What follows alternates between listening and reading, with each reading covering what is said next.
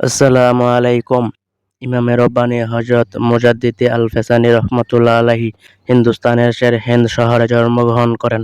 তার যুগে বাদশাহ আকবর ধর্মকে বিকৃতি করে দ্বীনে ইলাহীর প্রবর্তন করে, যা ছিল বিভিন্ন রসম ও প্রথার সমষ্টি। এদিকে বাদশাহর ছেলে জাহাঙ্গীর আলেমদের উপর ফরমান জারি করে যে বাদশাহকে সম্মানসূচক সিজদা বৈধ ফতোয়া দিতে হবে।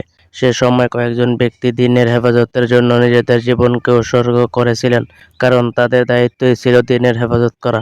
আল-ফেসানি রহমতুল্লাহ আলাইহি অকাঠ্যভাবে এই সম্মানসূচক সিজদা হারাম ফতোয়া দিলেন। এই সত্য বাণী উচ্চারণের ফলে তাকে গ্রেফতার করে গোয়ালিয়র দুর্গে বন্দী করা হয়।